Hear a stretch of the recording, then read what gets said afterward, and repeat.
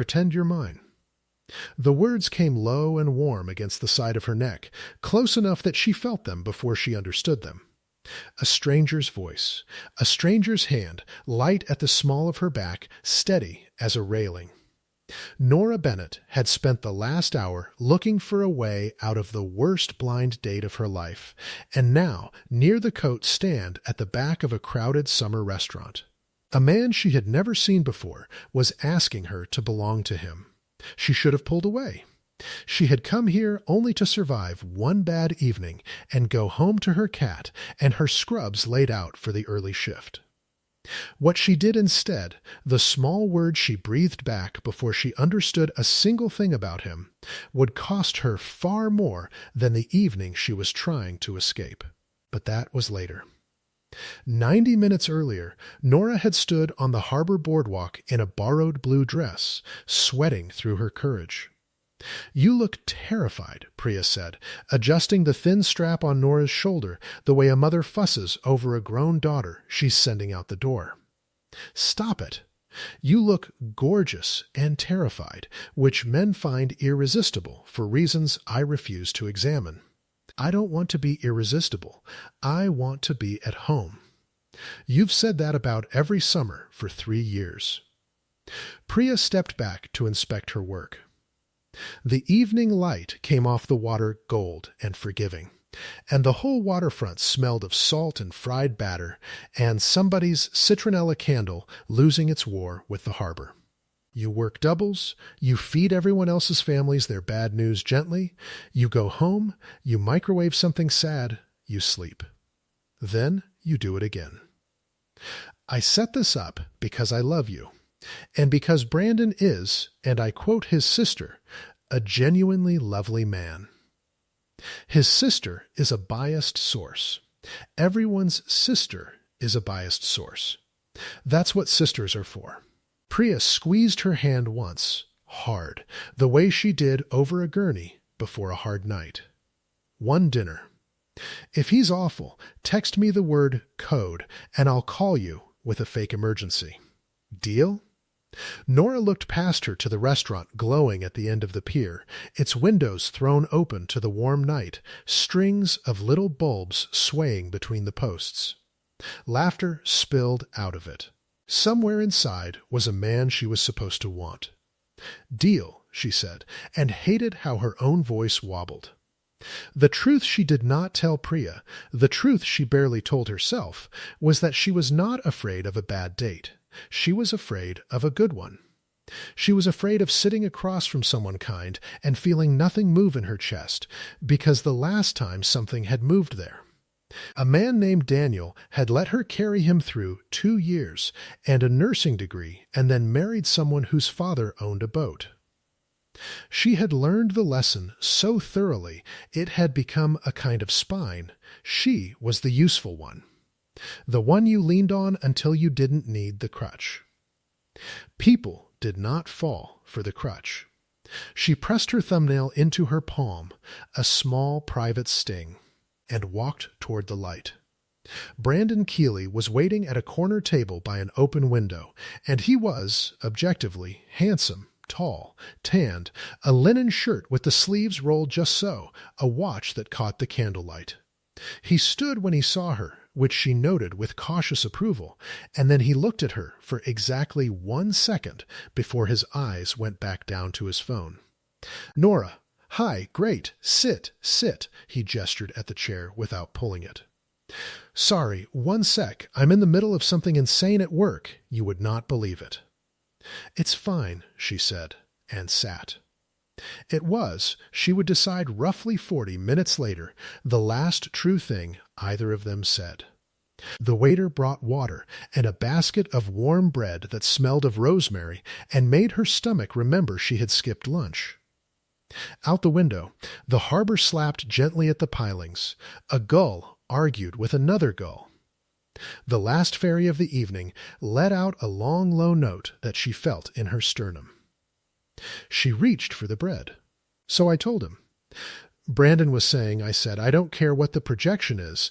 The projection is a fantasy. And he goes, get this, he goes, well, Brandon, If you're so smart. If I'm so smart. Do you believe that? And I am so smart, that's the thing. He tore a piece of bread without looking at it. That's genuinely the problem. I'm the smartest person in every room I walk into, and it makes people insecure. My therapist says I have to stop apologizing for it. Your therapist tells you to apologize less.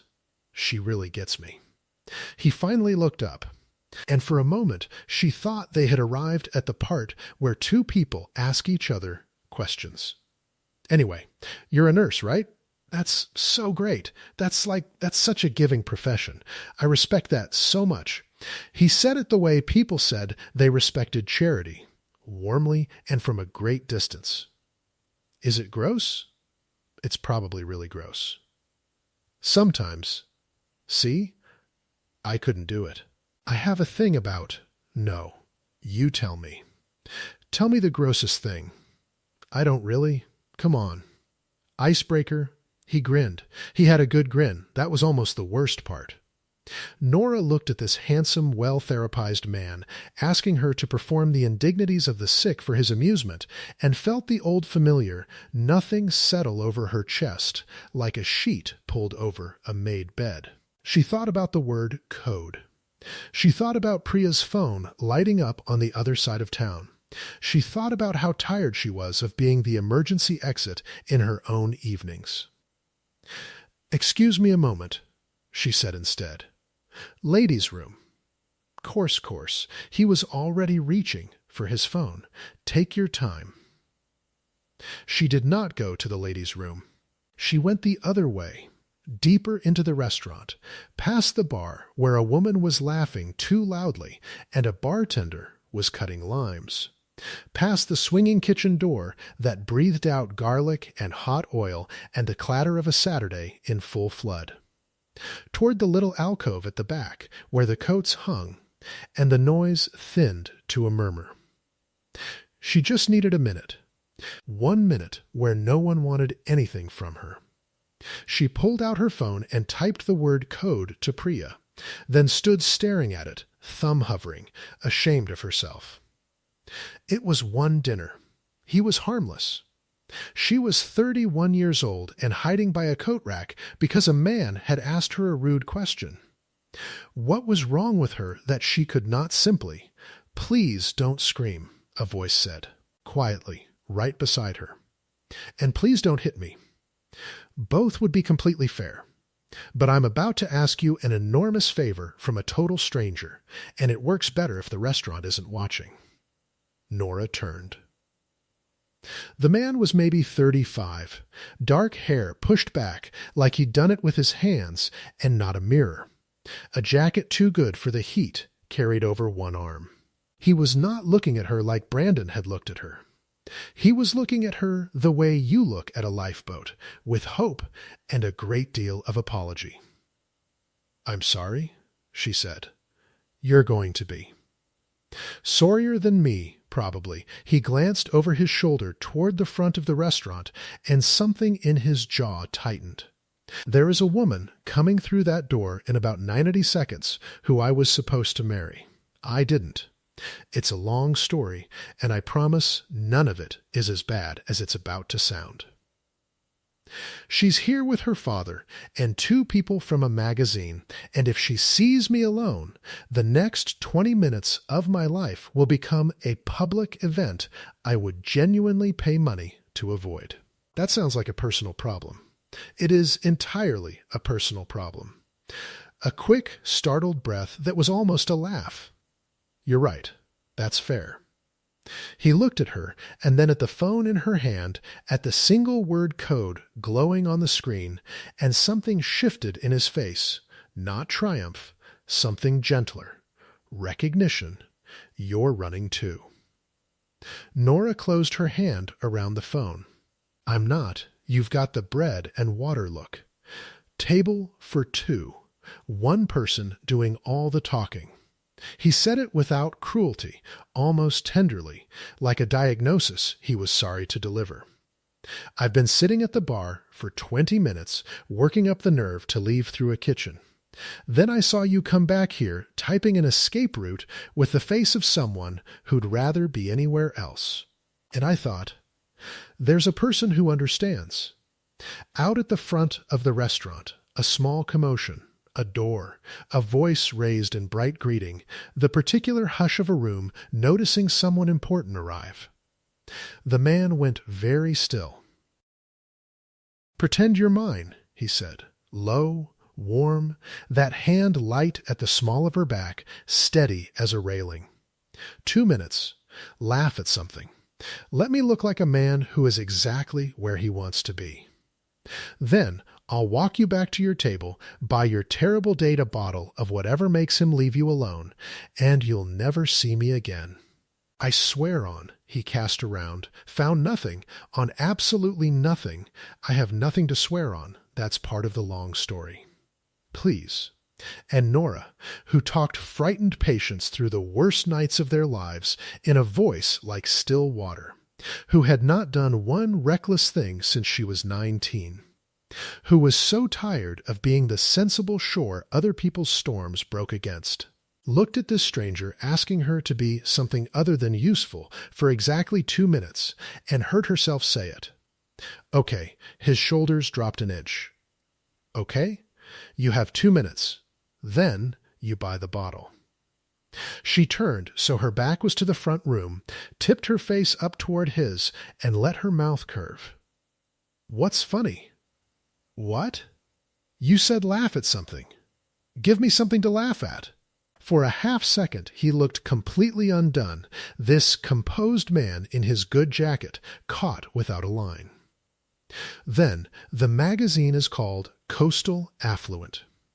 It's a real magazine. It exists. Its slogan is, "Live Beautifully." There's a man on the masthead whose entire job is choosing which yachts get photographed.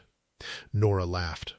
It surprised her. It came out real, bright, from somewhere under the sheet in her chest, and she saw him register the difference between the laugh he'd asked her to fake and the one he'd actually earned.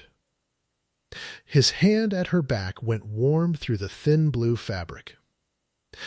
"That's a good laugh," he said, quieter. "You should keep that one." "Is she looking?" "Don't check. You'll check, and she'll know." Just. He leaned in, close enough that she smelled cedar and something warmer under it, close enough that to the whole watching room they were two people wrapped in a private summer of their own. "Tell me your name. Fast. If she comes over, I need to be able to introduce you like I've said it 1,000 times. Nora. He tried it once, then again, like a key in a lock. "I'm Theo. I'm a terrible person to have met. You're a wonderful person for meeting me." Nora, and here his eyes flicked once, involuntarily, over her shoulder, and whatever he saw made his whole body change. "She's coming over." "Of course she is." Okay, follow me, and try to look like you find me charming, which I understand is going to require the acting of your life. I've talked a man out of a heart attack. I can manage this. "God marry me," he said. And then, horrified at himself, sorry, no, that's the exact wrong, Theodore, the voice arrived before the woman did.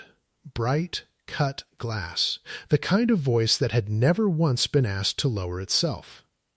Nora turned with Theo's hand still at her back and got her first look at the woman he had not married, tall, luminous, in a slip of ivory silk that had cost more than Nora's rent, her blonde hair caught up off a neck strung with something that threw candlelight in small, hard sparks. She was beautiful the way a closed shop window is beautiful. Behind her came an older man with silver hair and a golfer's tan, and two people hanging back with the polite hunger of press. "Camilla," Theo said, "you look well. I look sensational. Don't be a coward." Her eyes went to Nora and did the thing Nora knew from 100 waiting rooms, the fast head-to-toe appraisal, the price tag being read, the verdict filed. "And who is this?" "This is Nora." Not a beat of hesitation. His hand pressed, warm, once against her spine. "Nora, this is Camilla Vance and her father Gerald. We're all old friends." "We're not friends," Camilla said pleasantly. "Nora, what do you do, Nora?" The whole table of them looked at her, and Nora felt the old test descend, the one where the answer nurse got you a warm, distant respect and a change of subject. She felt Theo go tense beside her, bracing to rescue whatever she said. She smiled. "I keep people alive," Nora said. "Nights, mostly, it's very hands-on." A silence. Gerald Vance barked a single surprised laugh. Camilla's smile thinned by a degree, and Theo made a sound beside her she would think about later. A small, involuntary exhale. The sound of a man watching someone he'd expected to save turn around and hold the door for him instead. "How useful," Camilla said, and made it a small knife. "She's being modest," Theo said. "She's the most competent person I've ever met." "I'm a little afraid of her. Honestly, you're afraid of everyone with a spine, Theo. It's your defining trait." Camilla turned the full wattage of her attention on him, and Nora understood, in the way she understood the beat under a wrist without a monitor, that this was a woman who had lost something and had come here tonight to prove to a magazine that she hadn't. "I didn't know you were seeing anyone. Daddy didn't know." "Did you know, Daddy?" "I did not," said Gerald, watching Theo with an expression that was not friendly. "It's new," Theo said. "It's very new," Nora agreed, which was, she reflected, the single most honest thing anyone had said all night, given that she had known him for 4 minutes. "How new?" "Camilla, I'm making conversation. The magazine is doing a piece on you, darling, on the whole family." On how gracefully everyone's moved on, she let the word land, "So forgive me if I'm curious about the woman you've apparently moved on with. Where did you two meet?" And Nora felt Theo hesitate, the smallest catch, the first crack in 90 seconds of perfect performance, because they had not built this part. There had been no time, and one wrong word would fold the whole paper house flat. The press people leaned in. Gerald's eyes narrowed. Camilla waited with the patience of someone holding a winning card. "Here," Nora said. "Well, at the hospital, technically, he came in with a hand he'd put through a window." "I did not," Theo started, and she pressed her heel, gently, over his shoe. He'd been carrying a box of his mother's old picture frames down a fire escape, and the glass went. And he was more upset about the frames than the hand, which is how I knew he was worth a second look. The lie assembled itself out of nothing, warm and specific, the way the good ones did. He held perfectly still while I took 11 stitches, and the whole time he talked about his mother's garden. Most men faint. He recited the names of roses. She glanced up at Theo and let her voice go soft, and was alarmed to find she barely had to perform it. "I gave him my number on the discharge form, which is deeply against the rules. So please don't report me to the magazine." The two press people were, she saw, quietly delighted. Gerald's face had done something complicated. And Camilla looked at Nora with a new and colder attention, because a woman who could invent that fast was not a woman she could dismiss with a change of subject. "Roses," Camilla said. "He knows all of them," Nora said. "It's insufferable." "It really is," Theo said faintly, and the look he turned on her had stopped being an act somewhere in the middle of the 11th stitch. "Camilla, we should get back. Enjoy your evening." "Gerald," he steered Nora away with his hand trembling very slightly against her back, past the bar, past the swinging door, all the way to the little alcove of coats, and only when they were out of the sightline did he let out a long breath and lean his shoulder against the wall as if his legs had stopped being reliable.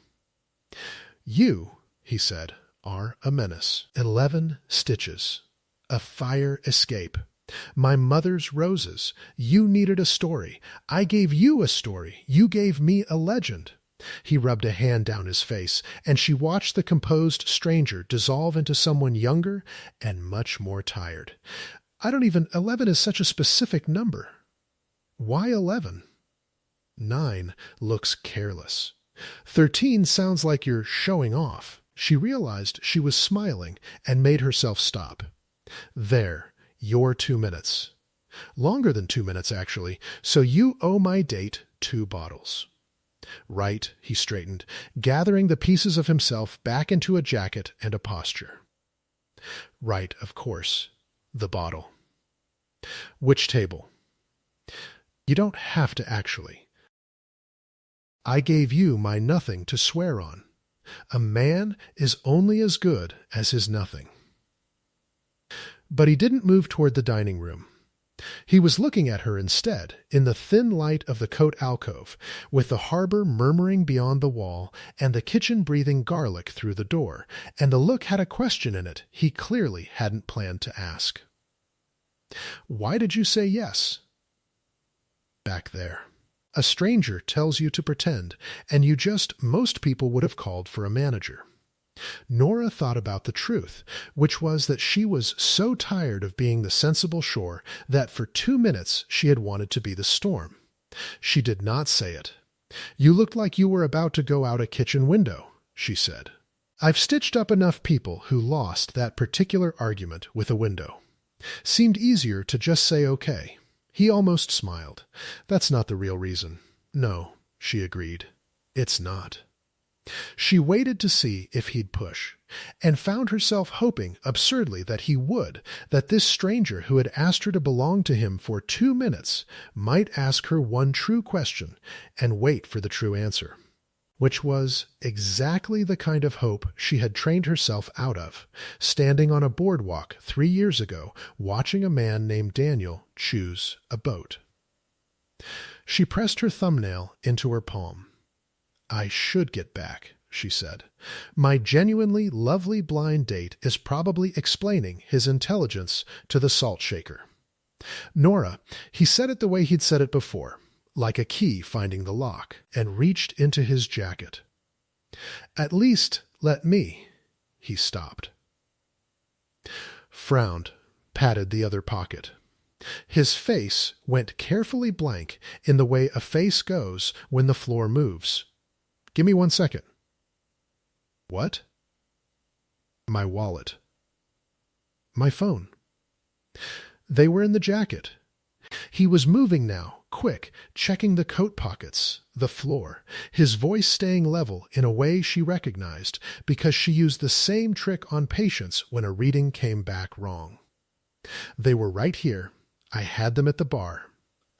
From the front of the restaurant, over the clatter and the summer laughter, a voice rose, Camilla's voice, but sharpened now, carrying. Doing something Nora had not expected at all.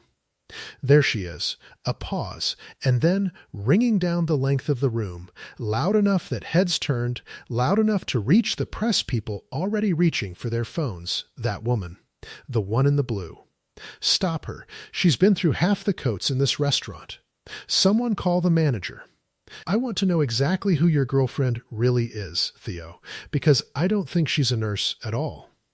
And every warm and swaying light in that beautiful summer room seemed to turn, all at once, toward Nora Bennett, who had walked back here to hide for 1 single minute and now stood accused, in a borrowed dress, beside a stranger whose empty pockets she could not explain. For a moment the whole room seemed to hold its breath the way a ward does at 3 a.m. when a monitor stutters. Nora felt the heat of 40 strangers' eyes land on her at once, felt the borrowed blue dress turn to something transparent, felt her own pulse start up its calm professional count in her ears. 60, 70. The count she reached for when everything else came apart. Theo moved first. He stepped half in front of her, not shielding exactly, more like a man planting himself between a wave and a window. Camilla, he said, and his voice had gone very even. Lower your voice. Why? Camilla came down the length of the restaurant with her father a step behind and the two press people floating in her wake like gulls behind a trawler. The little bulbs swayed overhead. Why would I lower my voice? A woman I've never met, who you've never mentioned, is found rifling the coat racks, and the moment I mention it, your face does that thing it always did right before you lied to me. So no, I don't think I will. I wasn't rifling anything, Nora said. She was back here for 4 minutes. Camilla did not look at her. She spoke to the room, to the phones. Ask the bartender. She went past the bar, past the kitchen, straight to the coats, and now she turned, at last, the full cold candlelight of her attention swinging round. Now our friend Theo can't find his wallet. Can you, darling? Check your pockets. Go on. Check them where everyone can see. Nora watched it land on him, watched the exact half-second where Theo understood the shape of the trap, because his hand had already been in that pocket, had already found it empty, and now to check it again in front of the room was to confirm the story Camilla was building brick by public brick. My wallet is my business, he said. So it is gone. Something like satisfaction moved under Camilla's beautiful face. Gerald, you heard him. I heard him, said Gerald Vance, and folded his golfer's arms. The manager arrived then, a harried young man with a lanyard, and the expression of someone whose Saturday had just acquired a complication he would not be paid enough to solve. Is there a problem? Ma'am? Sir? This woman took his wallet, Camilla said. I did not take anyone's wallet, Nora said, and heard how steady it came out, how much like the voice she used to tell a family that the next hour would be hard. It steadied her, too. She turned to the manager, not to Camilla, the oldest trick she knew, speak to the one person in the room still capable of listening. My name is Nora Bennett. I'm on the schedule at St. Brigid's for the early shift tomorrow. You can call the charge nurse and she will tell you I have handled a great deal more than a coat rack.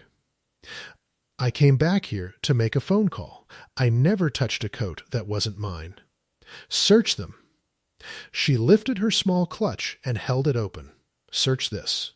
I'll wait. The manager looked from the open bag to Camilla's ivory silk to the two phones filming, and did the arithmetic of a man who understood exactly whose evening was worth protecting. Ma'am, if you just, maybe we step outside, away from the— No, Camilla said. Here, in front of everyone, so that when coastal affluent runs its lovely piece about how gracefully we've all moved on. There's a photograph of exactly the kind of woman Theo moves on with. And there it was, laid bare, the real machine under the accusation. Nora had spent her whole working life reading the true complaint under the stated one. The daughter shouting about a cold dinner who was really terrified about a parent. And she read this one clean. Camilla did not care about a wallet. Camilla cared that a magazine had come to watch her be fine, and had instead found her ex-fiancé wrapped in a private summer with a woman who kept people alive at night. The wallet was a gift.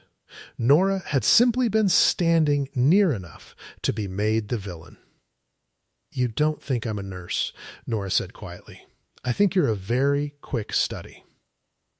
Camilla smiled. I think you invented 11 stitches and a fire escape and a dead woman's roses out of thin air in front of a journalist, and a woman who lies that beautifully will lie about a wallet without blinking. That's what I think. The word she'd used sat wrong in the air. Nora saw Theo flinch at his mother's roses spoken like that, saw the muscle jump in his jaw, and understood she had touched something real without meaning to, that the fire escape story she had spun from nothing had brushed up against something true, and that it had hurt him. His mother grew roses, Nora said. It was a guess. She watched his face to see if the guess landed, and it did, a flicker, quickly shuddered. I didn't invent that part, did I? Theo said nothing. His silence was its own answer, and Camilla's eyes narrowed because she had heard it too. Enough, Gerald said. He had a voice built for boardrooms, low and final, the kind that made waiters straighten. Theo, simple question. Is your wallet missing, yes or no? Because if it is, we call the police, and if it isn't, my daughter has embarrassed herself in front of 2 members of the press, and we all go home. Which is it? The whole room waited. The kitchen door breathed garlic and hot oil. Somewhere a glass was set down too carefully. Nora felt Theo's arm against hers, felt the fine tremor still running through him, and realized that whatever he said next would decide the next several hours of both their lives, and that he was, for the first time since he'd whispered in her ear, entirely without a line. It's missing, Theo said. A ripple went through the press people. Camilla exhaled like a woman lowering a heavy bag. But she didn't take it. He finished. I had it at the bar. I set it down when I paid, and I was distracted, and I left it there, and by the time I thought of it, it was gone. That's on me, not on her. She was with me the entire time she was back here. Every second. He turned to the manager. Check your bar. Check your own staff before you check a stranger's handbag. The wallet went the moment I stopped watching it, and she was nowhere near the bar when it did. It was, Nora thought, a genuinely good lie, because it was built almost entirely of true things. He had been at the bar. He had been distracted. The wallet was gone.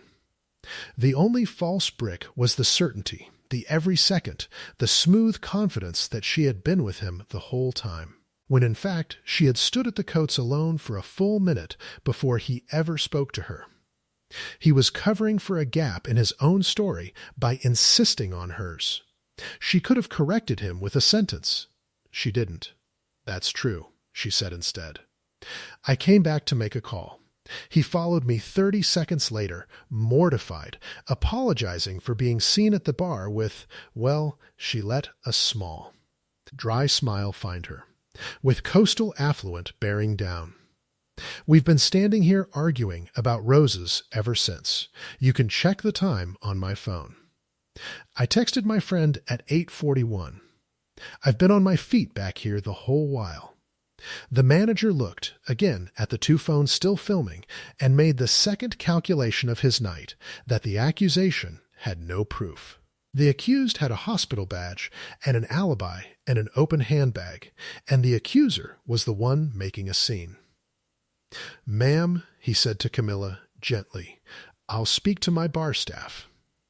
But without anything more than, I can't detain a guest. I'm sorry. Of course you can't.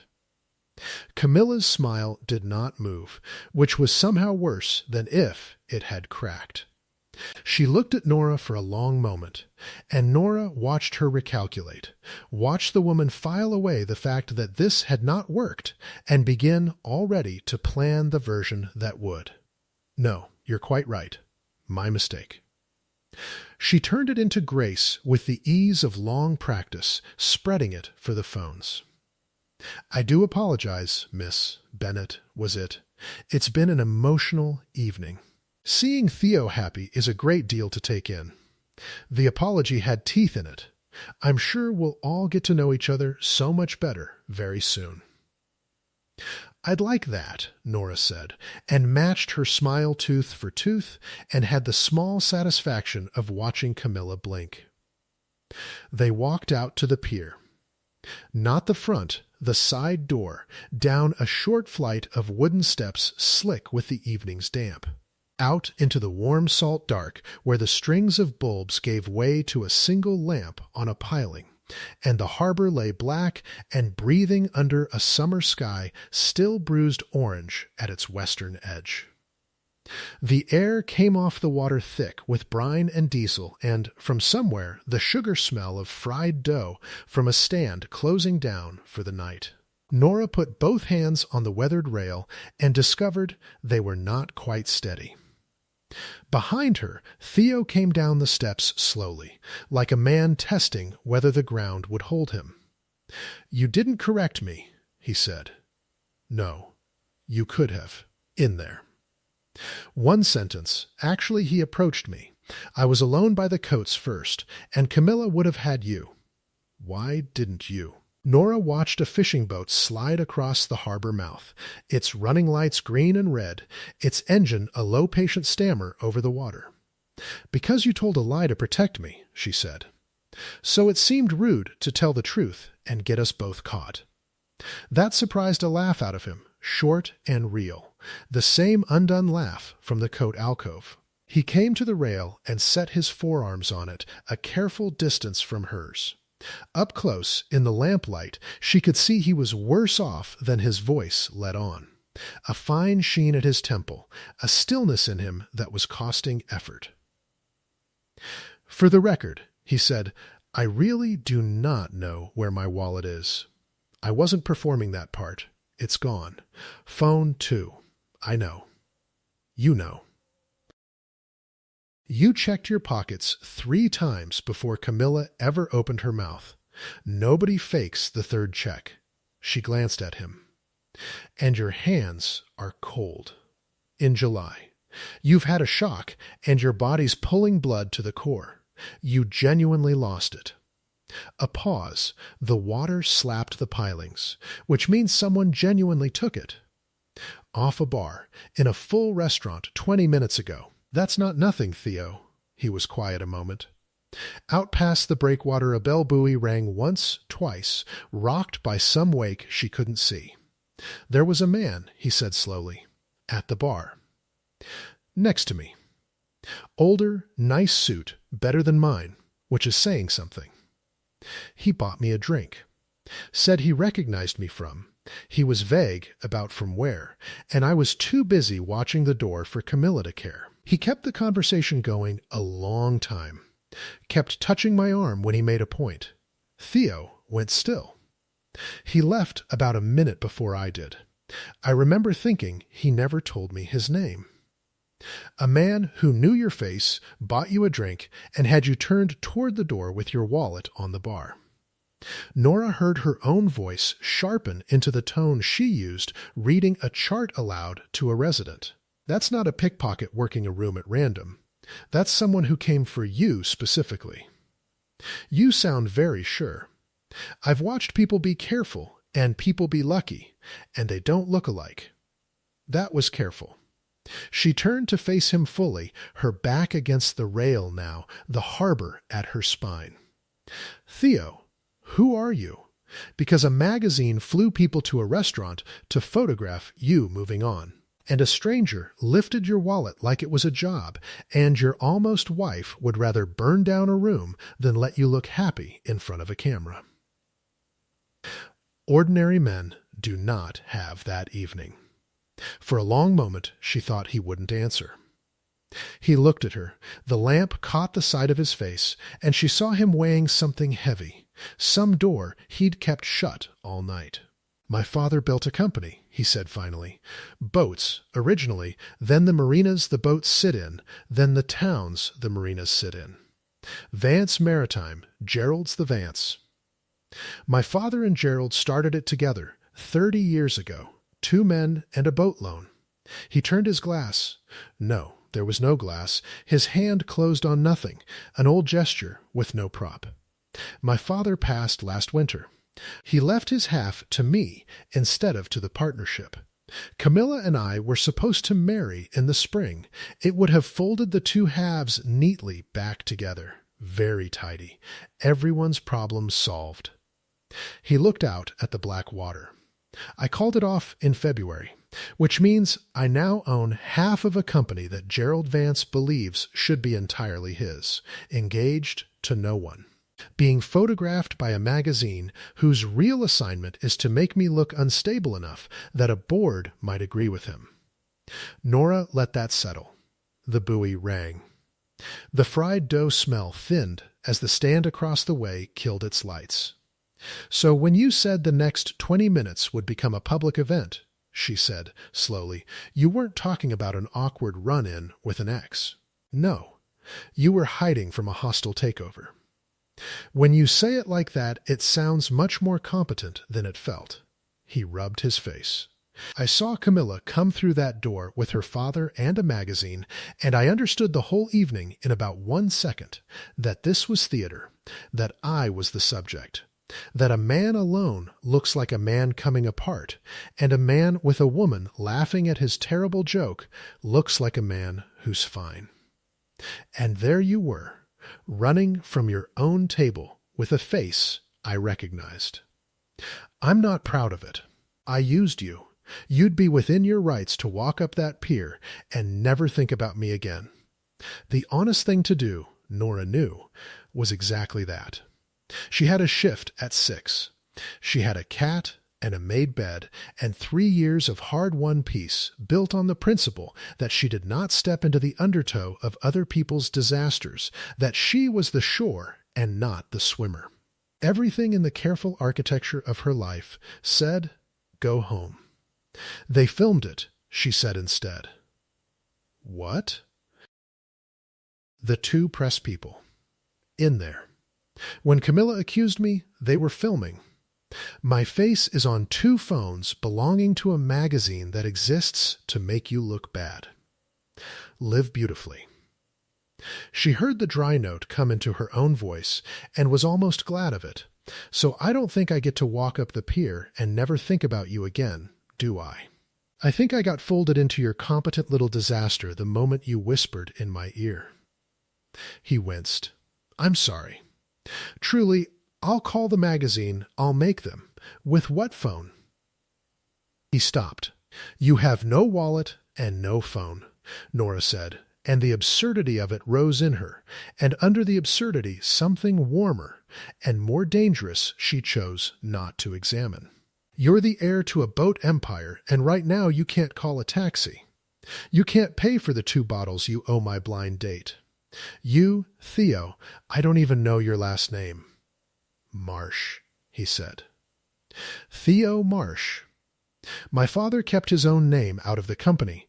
He said a man should be able to walk into a room without it announcing him first. It's the one useful thing he left me. A ghost of the earlier smile. Marsh, as in the ground that looks solid and isn't. Fitting. I've always thought so. And then, because the universe had decided the evening was not yet finished with either of them, the side door at the top of the wooden steps banged open, and a voice she had entirely forgotten about came down into the salt dark, aggrieved and bewildered and unmistakably Brandon. Nora? Oh, good, there you are. Okay, so this is weird. I've been sitting alone for like 25 minutes. The waiter keeps looking at me. And then there was this whole scene up front, some woman screaming about coats. And I go to pay because clearly the vibe is ruined, and my card gets declined, which is impossible. So I call the bank and they go. Get this, they go, sir. There's been a charge 4 minutes ago. A big one, some jewelry place across the harbor, and I go, that's not me, and they go. He arrived at the bottom of the steps, took in Nora against the rail, and Theo standing close beside her in the lamplight, and stopped. Who's this? But Nora had gone cold and still, because 2 puzzle pieces had just slid together with an almost audible click. And neither of them had anything to do with Brandon's wounded pride. Brandon, she said carefully, your card was declined. Right now. Tonight? Yeah, it's insane, I've never. Did you leave it anywhere? On the table? Open a tab at the bar? Yeah, obviously. I opened a tab when I got here. They took my card up front. That's normal. That's how. He blinked. Why are you both looking at me like that? Theo had gone very still beside her. When he spoke, his voice had dropped, careful, the voice of a man watching a shape resolve out of fog. A man at the bar, he said. Nice suit. Bought me a drink, kept me talking, left a minute before I did. Nora, what if he didn't come for me? What if he came for the room? A busy restaurant on a Saturday, wallets on the bar, cards behind the counter, and a very loud, very public argument at the front to make sure every single person is looking the wrong way. He turned to her, and she saw her own thought arriving on his face. Camilla didn't stage a scene to embarrass me. Or she did. But she wasn't the only one using it. Somebody used her noise as cover. My wallet, his card, and God knows how many others. All in the 4 minutes, everyone in that room was watching you. That's a reach, Nora said, because she was a person who said that, who checked her own certainties, but her heart wasn't in the objection. That's a very large reach, built on one suit and one declined card. Is it? Theo said quietly. You're the one who told me it was careful, not lucky. Up on the pier above them, the strings of little bulbs swayed in the warm harbor wind, and beyond the side door the muffled clamor of the restaurant went on, and then, threading up over the water from the direction of the front entrance, came the first thin, rising wail of a siren, and a woman's voice, bright and carrying and absolutely delighted, saying something to a phone about how she'd known. She'd known the moment she saw that woman in the blue that the whole night was going to come apart. Nora looked at Theo. Theo looked at Nora. And Brandon, standing between them with his declined card still in his hand, said, "Okay, seriously, will one of you please tell me what is happening?" In the voice of a man who had come out for one nice dinner and could feel, without yet understanding why, that his simple evening had just been stitched, against his will, and with a very specific number of stitches, into something else entirely. "Someone stole your card details," Nora said. "Not your card. Look, it's still in your hand." Brandon looked down at the card as though it had personally betrayed him, then how they photographed it. Or they ran it through a little reader while it sat behind the bar with your tab open. She was moving now, the calm coming down over her the way it did when a room turned bad, when the numbers on a monitor started to lie, and someone had to be the one whose voice didn't shake. "How long has it been open?" "Since you sat down? Since I got here, 8 o'clock. The hostess took it. Then it wasn't just Theo." She turned to him. "Yours, his. A card behind the bar. A wallet on the bar. 2 people, 40 minutes apart, both hit tonight, both in the same room. Theo, that's not a man who wanted you. That's a man who wanted everybody." The siren was closer now, unspooling across the harbor, bouncing off the black water so it seemed to come from 2 directions at once. Above them the side door stood open, spilling warm light and the smell of garlic down the wooden steps, and through it Nora could hear the restaurant's Saturday roar changing pitch, the particular high hum of a crowd that has stopped enjoying itself and started telling the story to each other. Brandon put the card in his pocket very slowly, like a man setting down something fragile. "Okay," he said. "Okay, so that's actually kind of a relief, because I genuinely thought the bank was accusing me of buying jewelry, and I don't even— Wait, his face changed. "Wait, no. That's not a relief. That's worse. That means I have to cancel everything. And my whole life is on that card. I have subscriptions I don't even remember the names of." "Brandon, sorry, nerves. I talk when I'm—" He stopped, and for the first time all night he looked at Nora as if she were a person and not a captive audience. "You're really calm. Is that a nurse thing?" "It's a Saturday thing," she said, and almost meant it kindly. Theo had gone silent beside her, and when she glanced at him she didn't like what she saw. He was watching the top of the steps, where the light was, with the still, braced attention of a man who has understood something 1 beat before everyone else and is deciding how much of it to say out loud. "Theo, what, if they came for the room?" he said quietly. Then in about 90 seconds, a police officer is going to walk down here, and the first thing anyone will tell them is that a woman in a blue dress was seen going through the coats right before the thefts came to light. He didn't look at her. Camilla will make sure of it. She already put it on 2 phones. You didn't just get folded into my disaster, Nora. You got handed to the police as the shape of one. The harbor slapped the pilings. Somewhere out past the breakwater the bell buoy rang, patient and cold, and the warm night suddenly did not feel warm at all. Then I'll tell them the truth, Nora said. The truth is that you're a stranger who agreed to pretend to date a stranger and then stood alone by the coats during a robbery. His mouth twisted. I believe it. I was there. It happens to be the least believable true thing I've ever heard. Up at the top of the steps, a shadow crossed the light. The officer who came down the wooden stairs was younger than Nora expected and steadier than she'd feared, a broad, unhurried woman with her radio muttering at her shoulder and a notebook already open. The kind of competence Nora recognized on sight because it was her own, worn in a different uniform. She took in the 3 of them at the rail, the harbor behind, and did not raise her voice. Evening, I'm Officer Reyes.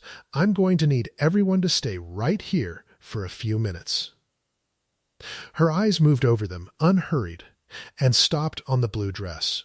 You'd be the woman from the coats. I'd be the woman standing next to the man whose wallet was taken, Nora said. Nora Bennett.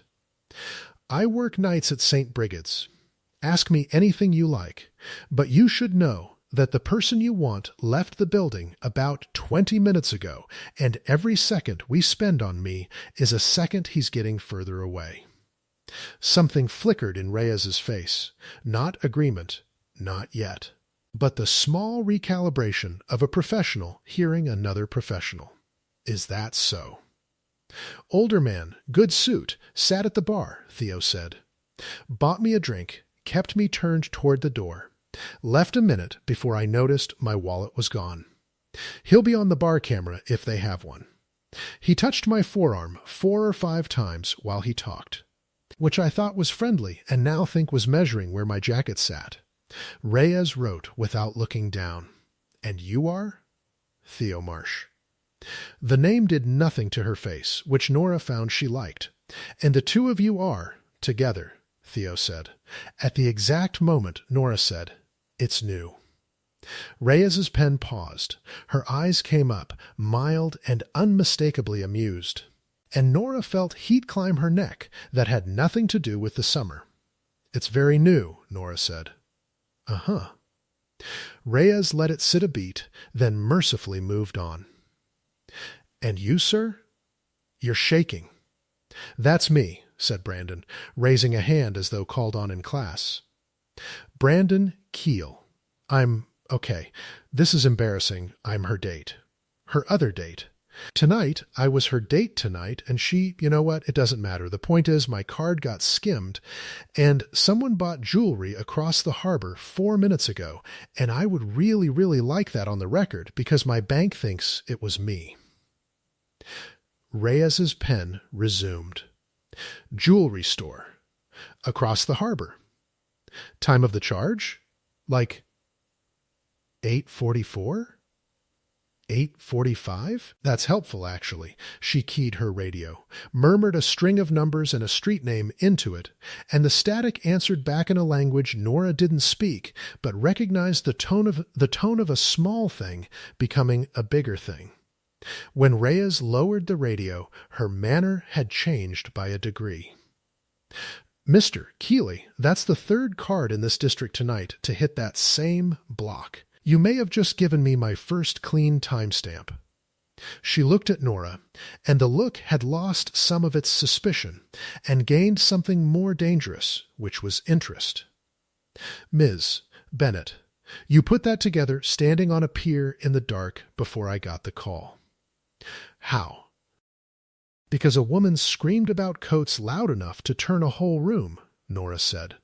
And I've spent 10 years learning that when everyone's looking at the loud thing, the real thing is happening somewhere quiet. For a moment, Officer Reyes simply looked at her. Then, from the top of the steps, framed in the warm spilling light, with 2 phones floating at her shoulders like the running lights of a boat, came Camilla Vance.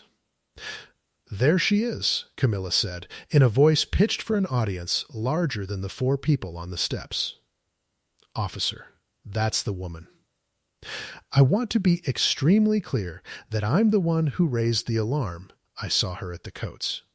I said something at once, and my only concern this entire evening has been for the other guests."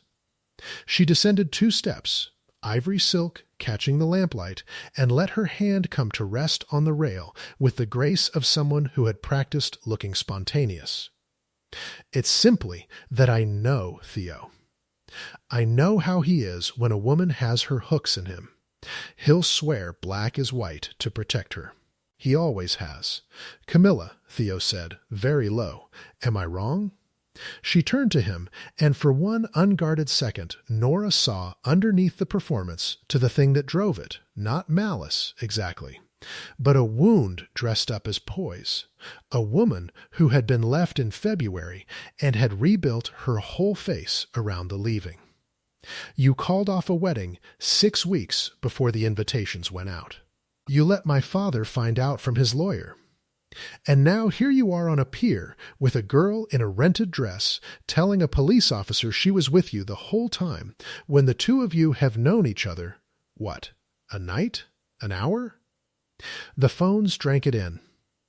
Nora felt the words land on her skin like the flat of a knife, and worse, felt them land as true, because they were true, every one of them.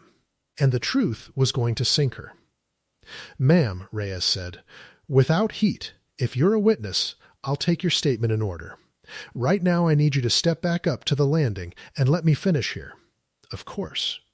Camilla's smile did not waver. "I only want to help." She held Nora's eyes 1 beat too long, and in that beat Nora understood that the accusation had never been the point. The footage was the point, that somewhere in the next day's edit, a nurse from St. Brigid's would appear in a piece called Live Beautifully as the unstable heir's disreputable new girl. Coats in her hands, police at her side, and no amount of truth would catch up to the picture. Camilla turned to go, and then, almost gently, over her shoulder, "Blue's a good color on you. It'll photograph beautifully." The door swallowed her. The bell buoy rang. And Nora stood on the wet wooden steps in the borrowed dress and felt 3 years of carefully built shore start to slide, grain by grain, into the dark water. They let her go a little after 10. Not cleared. Reyes was too careful for that word, but released. With a card pressed into her hand, and a request to come by the precinct in the morning to give a fuller statement, which Nora accepted with a nurse's steady nod while a cold stone settled in her stomach. Because the morning was a 6 a.m. shift. Because the charge nurse would want to know why she was late. Because for the first time in 10 years there would be a version of Nora Bennett that other people had heard about before they met her. Brandon left first. In a rideshare he ordered on a borrowed phone, apologizing the entire way up the pier. "This was genuinely the most interesting date I've ever been on, and I feel terrible saying that. Is that terrible to say?" And then he was a pair of taillights curving away along the waterfront, and the boardwalk emptied out into the ordinary summer night. The fried dough stand dark now. The strings of bulbs still swaying over a restaurant that had gone quiet and shamed, which left Nora and Theo on the pier, and the whole harbor breathing around them, and no reason left to pretend. "I'll fix this," Theo said. He had said it 4 times. Each time it sounded less like a promise and more like a thing a man says to keep from hearing the silence. "I know people at that magazine's parent company. I'll call. I'll get to a phone and I'll call. And the footage never runs, and your name never? Stop. He stopped. Nora leaned on the rail. Her feet hurt in Priya's borrowed heels. Out across the water, a container ship stood lit up like a small city at the harbor mouth, and the diesel and brine smell of the place had gotten into the back of her throat and would not leave. She was so tired. Not the good tired of a shift well worked, but the other kind. The kind she'd sworn off. The tired of caring about the outcome of something she couldn't control. You keep saying you'll fix it, she said. You have no phone, no wallet. Your name is the only thing you've got left tonight, and it's the exact thing that's about to be printed under my face. You can't fix this, Theo. You can only decide which version of it is true. She turned to look at him. So decide. Right now, just you and me and nobody filming. Did you have any idea, that man was going to do this when you picked me? Was I part of a plan, or was I just standing in the wrong spot? The question was cruel, and she knew it, and she asked it anyway, because she had trusted a warm and specific story once before, standing on a boardwalk very like this one, and had learned what came after. Theo took a long time. The buoy rang. When he finally spoke, his voice had lost every ounce of the polish it had carried into the coat alcove hours before. You were standing in the wrong spot, he said. That's the whole truth. I saw a woman running from a bad table, and I used her to save my own skin, and I would give a great deal to go back and walk out the kitchen door alone the way I'd planned to. Not because meeting you was a mistake. He looked at her, and there was nothing performed left in his face at all, because you had one bad night ahead of you, and I turned it into a bad month. And I don't have the right to have done that to a stranger. It was, Nora thought, the correct answer. The generous answer. And that was almost the worst thing about it.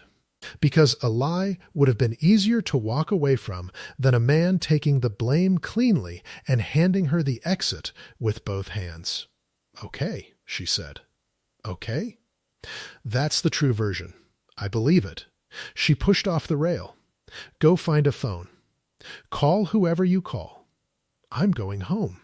I have a shift in 8 hours and a statement to give and a whole life to hold together that has nothing to do with your boats. She started up the steps, heels loud on the wet wood, and got 3 treads before her own honesty stopped her. Because she was not, in the end, a woman who could leave a wound without at least naming it. She turned, for what it's worth. The story about the roses. I made up the fire escape and the stitches. I didn't make up the way your face went when Camilla said your mother's name like it was nothing. That part I read right. Whatever the company is, whatever Gerald wants, that's the thing you're actually trying to protect, not the boats. Theo stood at the bottom of the steps in the lamplight and looked up at her, and for a moment he seemed to hang between 2 answers. My father used to say the roses were the only thing he ever grew that didn't owe anybody money, he said. It's only been a few months. Some nights I still reach for the phone to tell him something. He stopped himself. Go home, Nora. I'm sorry. Truly, I hope the shift is quiet. She almost made it to the top. She had her hand on the door, the warm light on her face, the ordinary evening 1 step away, and that was when the other shadow crossed it, and Gerald Vance stepped out onto the landing, blocking the light with the bulk of a man who had never once been asked to move. Miss Bennett. His voice was the boardroom voice, low and courteous and absolutely certain of being obeyed. A moment. Just you. It's very much in your interest. Nora glanced down the steps at Theo, who had gone rigid, and then back at the silver-haired man filling the doorway, and made the calculation she always made, that information was armor, that you learned more by staying than by fleeing, that the thing you refused to look at was the thing that got you. "One moment," she said. "Then I'm gone."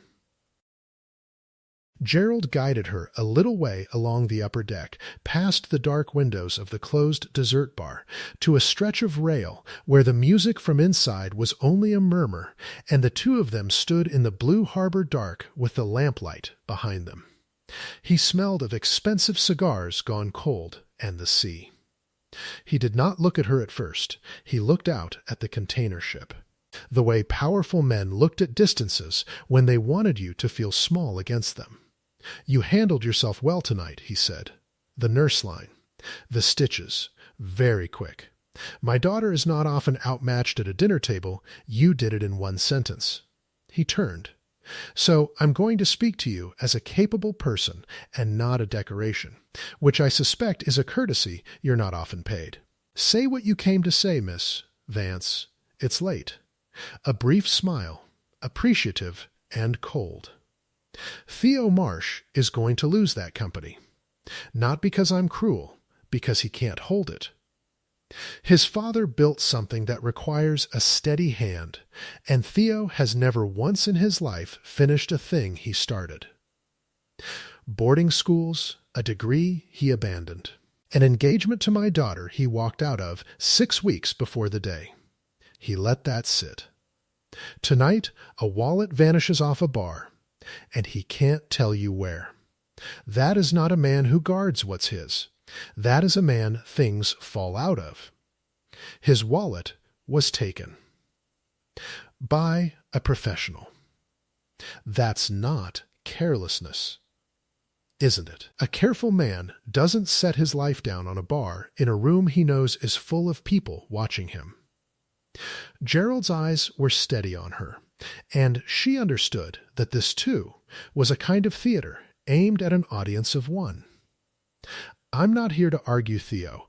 I'm here because that magazine has footage of you, and by Monday it becomes a story you'll be answering for at a nurse's station and a precinct desk. And you did nothing tonight but stand in the wrong place at the wrong time." He reached into his jacket. She tensed and produced only a slim silver case, from which he drew a card and held it out between 2 fingers. "I have a great deal of influence over what that magazine prints. The footage of you can simply not exist. No nurse, no coats, no police, no story. You go back to your quiet life, and none of this ever touches it." Nora did not take the card. In exchange for what? For the truth told once on the record. His voice did not change. "You met Theo tonight. He recruited you at a coat rack to pretend to be his partner in front of a magazine, because a man coming apart wanted to look whole. That's not even a lie, Miss Bennett. It's exactly what happened. You simply say it to the one reporter I choose, and I make everything else go away." He extended the card another inch. "I'm not asking you to invent anything. I'm asking you to stop protecting a man you've known for 2 hours at the cost of your own good name." Most people would call that an easy trade. And there it was, the trap under the rescue, so clean she almost admired it. The truth would save her and finish Theo. One sentence, and the picture the magazine ran would not be a nurse and a thief, but a nurse and a fraud, a woman used by a desperate heir, and the whole board would read it over Sunday coffee and know exactly how unsteady the Marsh boy had become. Gerald wasn't offering her an exit. He was offering to buy the knife she was already holding. Nora looked at the card. It would be so easy. It even had the terrible virtue of being true. "You planned this," she said slowly. "Not the theft. You didn't plan that. That's real. That surprised you as much as anyone." She watched his face and saw she'd landed it. "But the rest, the magazine, the timing. Tonight you brought a reporter to a restaurant where you knew Theo would be, so the whole world could watch him be alone. Camilla thinks it's her broken heart. It's your company." She tilted her head. "She's the loud thing. You're the quiet one. For the first time all evening, something in Gerald Vance's face went genuinely still, and she knew she had reached in past the boardroom and touched the machine. "Take the card, Miss Bennett," he said, and the courtesy had cooled by 10 degrees. "Sentiment is a luxury for people who can afford it. You cannot. You have a shift at 6, and a name to keep clean, and a landlord, I'd wager, who does not care about anyone's roses." Nora thought about the made bed and the cat and the 3 years of quiet she had built precisely so that no powerful man would ever again stand in a doorway and tell her what her loyalty was worth. She thought about Daniel choosing a boat. She thought about the sound Theo had made when she'd said his mother grew roses, a small, involuntary breaking, the truest thing he'd let out all night. She did not take the card. "No," she said. Gerald's brows rose a fraction. "No? You just spent 10 minutes explaining to me that Theo can't hold on to anything." She met his eyes. "And your whole plan depends on that being true. So I think I'll be the thing he holds on to. I think I'll be the one thing that doesn't fall out of his pockets tonight." She stepped back from the rail. "You can print the footage. Put me in your magazine. I keep people alive on the worst nights of their lives, and I've never once been ashamed of my hands, and I'm not going to start being ashamed of them for a man who thinks a card in a doorway buys a person." She was shaking now, but her voice was the still water voice, the one that never shook. "Keep your card, Mr. Vance. It's late. I have to be up early." She walked away before he could answer, back along the dark upper deck, her heart going 70, 80, 90, the harbor roaring quietly under the boards. And she made it almost to the steps before she heard him, behind her, not raised at all, which was worse than if he'd shouted. "He'll disappoint you, Miss Bennett. He disappoints everyone. Ask him what he was doing the week his father needed him most. Ask him where he was. Then tell me about his roses." Nora's foot found the top step and stopped. She should have kept walking. Everything she had rebuilt herself into knew to keep walking. But Gerald Vance had done the one thing guaranteed to hold her. He had left a wound half open and dared her to look. And she stood on the wet wood with the warm light on her face and the cold question in her back, and understood that she could not now go home not knowing. She came down the pier steps 2 at a time. Theo was where she'd left him, at the rail, watching the harbor with his cold hands loose on the wood. And he turned when he heard her, and something in her face made his own go wary. "What did he say to you?" "He offered to erase me from the magazine," Nora said, "if I'd tell a reporter you recruited me at a coat rack." Which is exactly what happened, so it was a good offer. Theo's jaw tightened. "And?" I said no. She watched that reach him, watched him not know what to do with it. "Don't look at me like that. I didn't do it for you. I did it because a man in a doorway once decided I was useful and disposable, and I promised myself the next one would have to work harder than a business card." She came closer, close enough to see the exhaustion under his eyes, the 6 months of it. "But he said something on the way out, and I need you to tell me it isn't the thing it sounded like. Because I've got a statement to give, and a face on 2 phones, and I've bet my quiet life on you tonight, Theo, and I would like to know what I bet it on." "Nora, he said to ask you where you were the week your father needed you most." She saw it hit, saw the whole careful architecture of the man come down at once, the way a face goes when the floor moves, and this time it did not right itself. "So I'm asking, where were you?" The harbor breathed. The container ship stood lit at the mouth of it. And Theo Marsh looked at her with an expression she had seen exactly twice before in 10 years of nights, both times on people, about to tell her the truest and most costly thing they would ever say, and opened his mouth, and the warm summer dark seemed to lean in with her, to hear it. "I was with him," Theo said. 3 words, and then a silence so complete that Nora heard the water working under the boards, the small, ceaseless business of the harbor going about its night. He was looking at the container ship, not at her, and his hands had gone still on the rail. "That week Gerald keeps hanging over me like a verdict," he said. "The week my father needed me most, I was there. I was in room 411. I was there every night for 4 months, Nora, and there is not a single person alive who can prove it, because my father made me swear I wouldn't tell." "Why would he make you swear that?" "Because he was proud." Theo's mouth twisted, not quite a smile. "Because he had built a company on being the steadiest man in any room, and he could not stand the idea of Gerald Vance walking into a hospital and seeing him small. He said it exactly like this. He said, if Gerald smells weakness, he'll be signing papers before I'm even cold. So we told everyone I was falling apart. It was the perfect cover. Nobody questions the marsh boy dropping out of things. It's what I'm famous for." The bell buoy rang. Nora said nothing, because she knew this shape. She had watched it 100 times, the family that hid the illness, the pride that cost people everything, the one who carried it alone in the dark and let the world call them absent.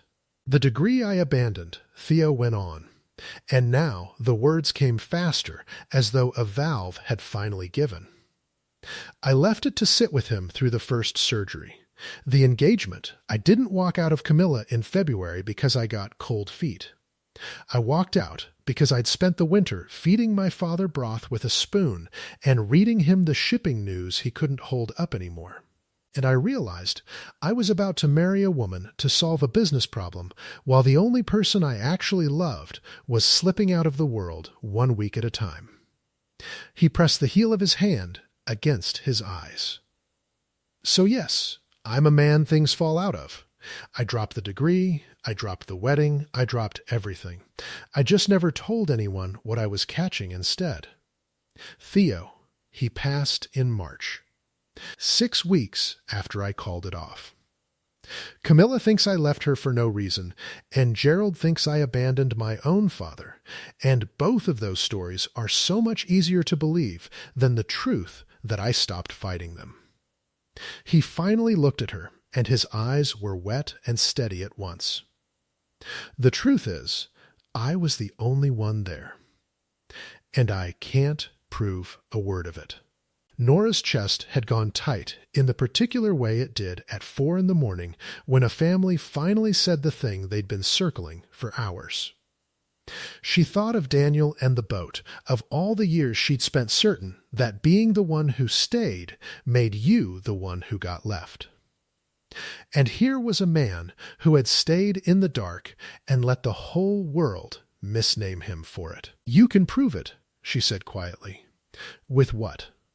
A phone I don't have?" "With me." She stepped closer. "I've read 1,000 charts, Theo. I know what 4 months at a bedside does to a person's hands, to the way they sit, to the flinch when someone says a name too casually. You didn't perform any of that tonight. You couldn't have. When Camilla said your mother's roses like it was a punchline, your whole body went somewhere else for half a second, and I've only ever seen that in people who've sat through the end of something." She reached out, and after a moment's hesitation, put her hand over his cold one on the rail. "I believe you. Not because it's convenient, because I've watched it 100 times, and you're not faking the after." Theo looked down at her hand on his. "You barely know me. I've known you for one very long night," she said. "I've watched you lie to protect a stranger, take the blame cleanly when it would have been easier to let me hang, and refuse to sell out even when the whole room believed the worst. I know more about you from 4 hours than I learned about my ex in 2 years. A breath. Which is either a very good sign or a symptom of extremely poor judgment. The jury's out." That surprised the laugh out of him, the real one, the undone one, cracked down the middle now, but still his. God, Nora, I know. It's a problem. She squeezed his hand once and let go, because a plan was assembling itself in her, warm and specific, the way the good ones did. Here's the thing. Gerald just told me his whole strategy on the upper deck without meaning to. He thinks you can't hold on to anything. His entire play is built on that being true. The magazine, the timing. Tonight, he didn't stage a robbery, but he staged everything around it. He brought a reporter to watch you be alone and unravel. She looked up the steps toward the warm, spilling light. So we're not going to give him a man who unravels. We're going to give him a man with a witness. Nora, if you put yourself in the middle of this, I'm already in the middle of it. My face is on 2 phones. The only question left is which story runs under it. She was moving now, and the calm was coming down over her like a clean gown. You said the man at the bar will be on the camera. Let's go find out what else that camera saw. They came up the wooden steps together into the noise and the garlic-thick air, and found Officer Reyes at the top of them, radio at her shoulder, notebook still open, wearing the expression of a woman whose small thing had become a large thing. Miss Bennett, Reyes said, I was just coming to find you. Don't leave yet. We weren't going to. Good, Reyes flipped a page. Because the manager pulled the bar footage for me, and your man in the good suit is all over it. Sat next to Mr. Marsh at 8:40, worked him for a while, then moved down the bar to a party of 4 and did the same thing with a card the hostess had left in the little tray. We've got him lifting the details on camera. Clear as day. She looked up. Which means, Miss Bennett, that as of about 4 minutes ago, you are officially the least interesting person in this investigation. And I mean that as the highest compliment I can pay a witness. Nora felt something in her shoulders come down an inch. The jewelry store? Bought a watch with Mr. Keeley's numbers at 8:44 and made the mistake of doing it in a shop with a camera pointed at the register. We've got a face on 2 counts now. Reyes's radio muttered. She tipped her head to it, listened, murmured a reply. Patrol's got someone matching him 3 blocks up, trying to talk his way past a valet. This is going to be a good night for me and a bad one for him. She snapped the notebook shut. You're clear, Ms. Bennett. I'll want you at the precinct in the morning to make it formal. But nobody's putting a nurse's face on a theft she watched happen from 30 feet away. There's a complication, Nora said. Reyes raised an eyebrow. There usually is with this crowd. There are 2 people from a magazine in there with footage of Miss Vance accusing me in front of the whole restaurant. Being cleared with you doesn't unprint a photograph. Nora glanced at Theo. And there's a version of tonight somebody very much wants to run, cleared or not. That, Reyes said, is above my pay grade and below my interest. But she looked between the 2 of them, and something shrewd moved in her face. If you're about to go correct the record in front of witnesses, I'm technically still gathering statements, so I'll technically still be standing right there. Off the record, the loud woman's been telling anyone who'll hold a phone that you're a thief. It'd be a shame if the record showed otherwise while her camera was still running. A ghost of dryness. Just an observation. I don't get involved in magazines. Nora almost smiled. Understood, officer. They found them by the coat alcove where the whole night had started. Camilla and Gerald and the 2 reporters, the younger one with a phone still half raised. The older one with the tired patience of someone paid to wait out a scene. Camilla turned as they came, and her face did the fast, bright recalibration Nora had watched it do all night. There, she said, warm for the camera. Officer, I'm so glad you're still here. Have you finished with her? Because I really do think the guests deserve to know.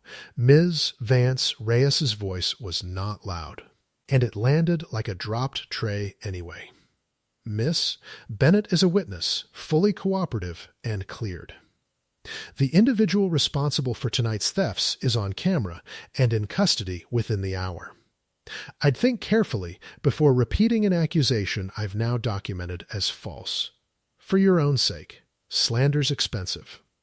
The younger reporter lowered the phone an inch. Cleared, Camilla repeated. The word didn't fit her mouth. Cleared, said Theo, which you'd have known in 20 minutes if you'd waited instead of performing. But you don't wait, Camilla. You never have. You saw a room looking at me, and you couldn't stand it, so you handed the room a villain and picked the nearest woman in a nice dress. He shook his head, and there was no cruelty in it, only a great and final tiredness. You made her the story, so you wouldn't have to be. Don't. Camilla's voice dropped, and for a moment the cut glass went out of it. Don't you dare stand there and diagnose me in front of press, Theo, you of all. Ask him, Gerald said. He had been quiet against the wall, and he stepped forward now into the warm light, and the whole cluster of them turned. His courtesy was intact, his voice low and certain, and Nora felt the trap swing again beneath the floor. You want to talk about who abandons what, Gerald said.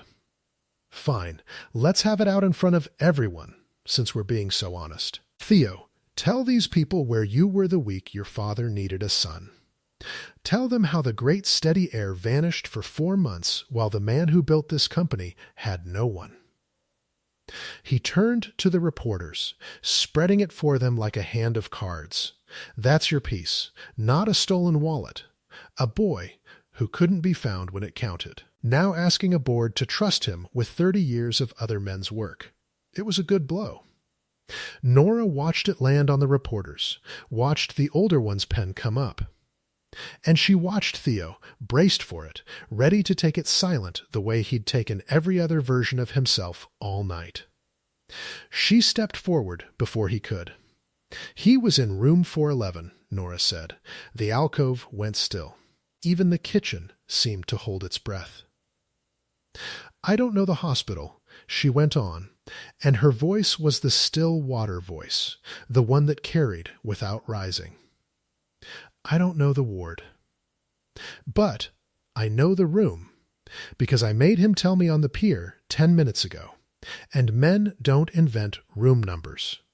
They invent grand gestures and heroics. They don't invent the small true things, the broth fed with a spoon, the shipping news read aloud because the paper had gotten too heavy to hold, the names of roses recited to a man who couldn't sleep. She turned to Gerald. You told me on the deck he never finishes anything. The degree, the engagement, all of it. You're right that he dropped them. You just never once asked what he dropped them for. He dropped them because he dropped the degree for the first surgery, Nora said. He dropped your daughter's wedding because he was spending his nights at a bedside and couldn't marry a merger while his father was fading in front of him. He let you all call him unreliable because his father was too proud to be seen weak by you.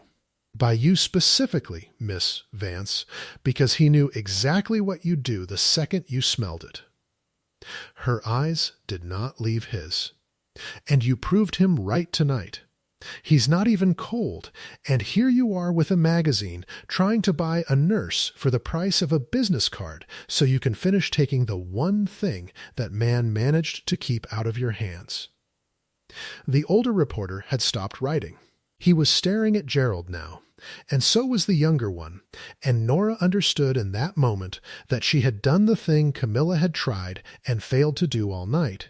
She had handed the room a better story, and this one had the terrible advantage of being true. That's she's fabricating, Gerald said, and for the first time all evening the boardroom voice had a hairline in it. She admitted herself she met him tonight. She has no way of knowing you offered her a card to erase her from the footage. Theo said quietly. "Didn't you? On the upper deck. Just now. You told her she couldn't afford sentiment, and you held out a card." He looked at Nora. "That's what he came to say. Word for word," Nora said. "Sentiment is a luxury for people who can afford it. You cannot." Gerald's jaw worked. The younger reporter's phone had come back up, and it was pointed, Nora noticed, no longer at her. "Gerald," Camilla's voice, small and strange. Everyone turned. She was staring at her father as though a light had come on in a room she'd lived in her whole life and never seen properly. "You told me he abandoned him. You told me that in February.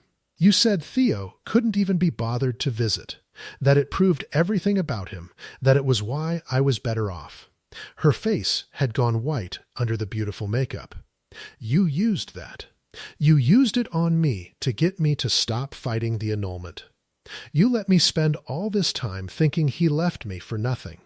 When he left, because—" She stopped. Her hand had come up to her throat, to the hard little sparks of her necklace. Was any of it true? What you told me? Any of it? "Camilla, this is not the place." "It's exactly the place," she said, and something in her had changed register entirely, the performance falling away to show the wound it had been dressing all night. "It's the place with 2 reporters and a police officer, which is the only kind of place you'll actually answer a question in." She turned from him, slowly, and looked at Theo, and Nora watched her arrive at the truth she'd been outrunning since she walked through the door. "You sat with him all that time, and you let me hate you for leaving me, because it was easier than telling me your father made you promise." "He made me promise everyone," Theo said. "You weren't singled out. If it helps. It doesn't." A short, wet laugh, the first unguarded sound she'd made all night. "God, Theo, it doesn't help at all." She looked at the phone still filming, and Nora saw her make a decision, saw the cost of it move across her face. She turned to the younger reporter. Delete it. The footage of her at the Coates, the accusation, all of it. There's no story there. There was never a story there. Her voice hardened, but it was aimed somewhere new now. If Coastal Affluent wants to run a piece about how gracefully this family has moved on, it can run a photograph of my father being asked, on the record, why he brought a magazine to a restaurant to photograph a grieving man being alone. "Camilla." Gerald's voice had lost the boardroom entirely. "Think about what you're doing." "I am thinking. For the first time in 6 months, I'm thinking clearly." She smoothed the ivory silk with both hands, gathering herself back into her spine, and when she spoke again, it was almost gentle. "You want the whole company, Daddy. You've wanted it since his father kept his half. And you were willing to let me believe the worst about a man I loved, so the board would believe it too." She shook her head. "I'm not your witness. Find another daughter." She walked to the door and paused there and turned back to Nora with an expression that was not friendly, but was, for the first time, honest. "Blue is a good color on you," Camilla said. "I meant it as a threat earlier. Take it as a compliment now. You'd have made a better job of loving him than I did. You already have, and you've known him an evening." And then, before Nora could answer, she was gone into the warm light of the emptying restaurant, and the strings of little bulbs swayed in her wake. The older reporter cleared his throat. He was looking at Gerald with the frank professional interest of a man who has come out for one story and found a better one lying underneath it. "Mr. Vance," he said. "On the record. Did you bring us here tonight expecting Mr. Marsh to be alone?" Gerald did not answer. He looked at Theo for a long moment, and then at Nora, and whatever he saw in the two of them standing together in the alcove, the thing he'd bet all evening could not hold, made his face close over like a shop at the end of a long day. No comment, he said, and it came out of him like something breaking. He straightened his jacket, the last piece of the boardroom he had left, and walked out past the coats and the swinging kitchen door without looking back. A silver-haired man following his daughter into a night that had refused, at the very last, to run beautifully. Officer Reyes let the silence sit for a moment. Then she flipped her notebook shut with the small satisfaction of a woman whose paperwork had just gotten simpler. "Well," she said, "that's my witness statement wrapped up nicely." She looked at Nora, and the dry amusement was back, warmer now. 10 years of nights, you said? 10 years. It shows. Reyes handed her a card, a real one this time, precinct crest in the corner. "Tomorrow, whenever your shift lets you, ask for me. It'll take 20 minutes. She glanced at Theo. "And you, get a phone. A man who can't call a taxi is a man who worries me." She tipped 2 fingers to her brow, murmured something to her radio about a suspect 3 blocks up, and was gone toward the front of the restaurant, unhurried, competent, leaving them alone at last in the alcove where the whole thing had started. For a moment, neither of them spoke. The kitchen breathed garlic and hot oil. Out past the open windows the harbor slapped the pilings, patient and dark, and somewhere the last ferry of the night let out its long, low note, the one Nora had felt in her sternum hours ago when she'd still believed this was going to be nothing but a bad date. "You said his room number," Theo said finally, in front of everyone. "You told them I fed him with a spoon." His voice was unsteady. "I told you that 10 minutes ago. On a pier. In the dark." "I've never told anyone that." "I know. Why would you?" He stopped and pressed the back of his hand to his mouth, and she watched the composed stranger of the coat alcove come apart entirely and become, at last, just a tired man who had carried something alone for a very long time and had it named out loud by someone who understood the weight of it. "You didn't have to do that. Reyes had already cleared you. You were free. You could have walked up the pier and never thought about me again, and instead you stood in front of 2 reporters and told the truest thing about my life to a room full of strangers." "I'm a nurse, Theo," she said it softly. "I spend every night making sure the people who did the caring don't have to do it in the dark and unseen. It's the only thing I've ever been good at. I wasn't going to watch a man get called a coward for the one brave thing he ever did." She looked at her hands, then back at him. "And I know what it costs to be the one who stays. I've been the crutch people leaned on and then set down. I told myself 3 years ago I was done stepping into other people's undertow." A breath. "Then a stranger whispered in my ear and asked me to belong to him for 2 minutes, and I've spent the whole night realizing I've been standing on the shore so long I forgot I used to know how to swim." Theo let out a breath that was half a laugh and half something else. "That's the real reason, back at the coats, isn't it? The one you wouldn't tell me." Yes, the word came out simple and unguarded, and she let it. "That's the one." He reached out, slowly, giving her every chance to step back, and tucked a strand of hair that had come loose behind her ear, his cold fingers warming against the side of her face. She could smell the cedar of him, and under it something warmer, and the salt of the harbor coming through the open windows, and she did not move away. "I don't want to buy the 2 bottles, Theo said. "What?" "For your terrible date. I promised, back at the start of all this, I'd walk you to your table and buy your terrible date, whatever made him leave you alone, and then you'd never see me again."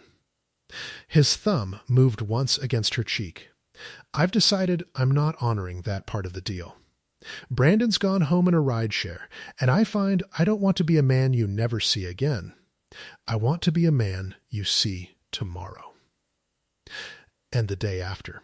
I want to take you to my father's garden which is mine now, and which has 11 varieties of rose in it, and I want to watch your face when you realize you picked the exact right number out of thin air in front of a journalist without knowing it was true." Nora went very still. 11, 11. His eyes were wet and shining. "You said 9 looks careless, and 13 sounds like you're showing off. There are 11. My father would have." His voice caught. "He'd have loved you. He'd have said you were the steadiest thing that ever walked into a room. He'd have been unbearable about it." And Nora Bennett, who talked frightened patients through the worst nights of their lives in a voice like still water, who had trained herself out of hope on a boardwalk 3 years ago, who had come here tonight to survive one bad evening and go home to her cat and her scrubs laid out for the early shift, looked at this man asking her not to pretend and felt the sheet pull back off her chest for good. "I have a shift at 6, she said. "I know. I keep people alive at night. It's very hands-on. It's occasionally gross, I've heard. From a very reliable source, at a dinner party, in front of a magazine. And I'm not going to fall for a grand gesture, Theo Marsh, because the last man who made me a warm and specific story turned out to be choosing a boat the whole time." She put her hand flat against his chest, over the steady beat of him, the caretaker's reflex to check a pulse, and the entirely different thing underneath it. So no promises about gardens tonight. But she felt herself smile, the real one, the bright one he'd earned hours ago by a coat rack. "You can call me, once you get a phone." Which, I feel obligated to point out, you currently cannot afford. He laughed then, fully, the undone laugh with nothing held back in it, and the warm night laughed with him, and he pressed his forehead gently to hers in the little alcove where a stranger had once asked another stranger to pretend. "I'll borrow one," he said. "I'll borrow a phone, and I'll call you at a decent hour, after your shift. And I won't say a single thing about roses until at least the 3rd conversation, and I'll spend a truly humiliating amount of time proving I'm a man who finishes things." His hand found hers and held it. "Starting with this." "With what?" "With you," Theo said simply. "You're the one thing that didn't fall out of my pockets tonight. I'd like to keep it that way." Outside, the harbor breathed, and the strings of little bulbs swayed over the pier, and for once Nora Bennett did not reach for the exit. The roses came in the 3rd week of August, not the whole garden. Nora had made him wait for that, on principle, because a woman who had learned her lessons did not walk into a dead man's garden with a man she'd known for a fortnight. But Theo Marsh turned out to be, against every prediction Gerald Vance had ever made about him, a man who finished things. He borrowed a phone that first night and called her at 11 the next morning, exactly when the early shift let out, and he did not mention roses until the 4th conversation, which he pointed out counted as restraint since she'd said 3rd. He got a new wallet and a new phone, and, with a great deal more difficulty and the help of a lawyer his father had quietly retained years before precisely for this, he kept the company. The board, it turned out, had read the piece that Coastal Affluent finally ran, which was not the piece anyone had planned. The magazine's parent company had a nose for the better story. And the better story was about a man who had sat 4 months at a bedside in secret and been called a coward for it by the partner now trying to take his inheritance. Gerald Vance did not sue. A man cannot afford to sue over a true thing, and everyone in the district's boardrooms had learned to read a photograph. He sold his half back to me, Theo told her. On the terrace of the harbor restaurant where they had, at Nora's insistence and to the visible alarm of the manager, booked the exact corner table by the open window. It was a warm evening, the last of the summer's long gold light coming off the water, and the same rosemary bread sat between them, and this time both of them were eating it. in July. Quietly, his lawyer called mine. No apology, of course. Gerald doesn't apologize, he just recalculates. But he wrote one line at the bottom of the paperwork in his own hand. Theo turned his glass, an old gesture that finally had a prop again. It said, "Your father would have kept it too." Which from Gerald is practically a sonnet. And Camilla moved to the coast. Actual coast, not the magazine kind. She sent me a card. He almost smiled. It said she'd started a garden. No roses. She was very specific that it had no roses.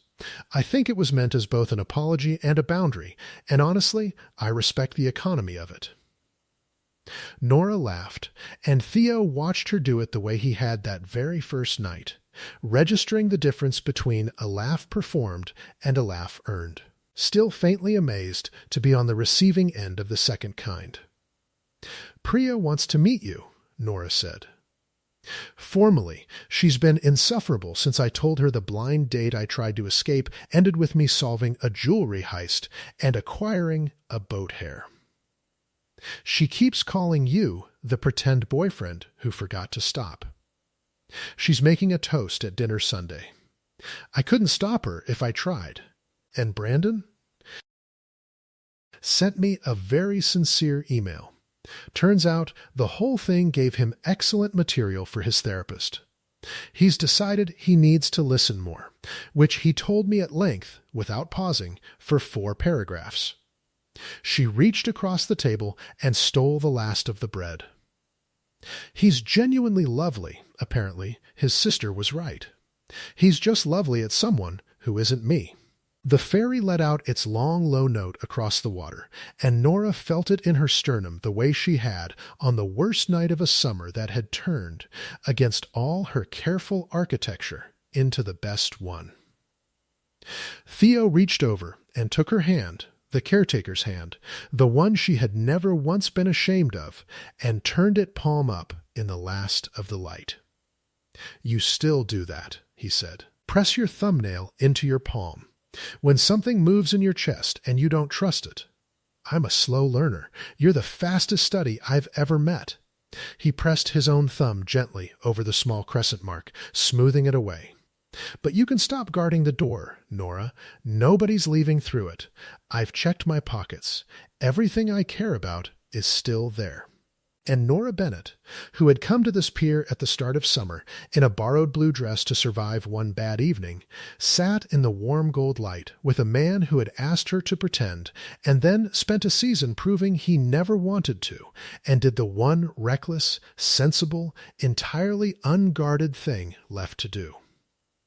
She stopped pressing her thumbnail into her palm. She turned her hand over and laced her fingers through his, and let the storm and the shore be, for once, the same thing. If this story kept you company tonight, if you felt the harbor wind and rooted for the woman in the blue dress, stay with us a little longer. Subscribe, and let these stories find you again. The guarded hearts, the small, brave choices, the strangers who turn out to be exactly where we were meant to stand. There's always another one waiting, and we've saved you a seat by the open window. Until the next story, be well, be gentle with yourself, and keep the good laugh. That one's worth keeping.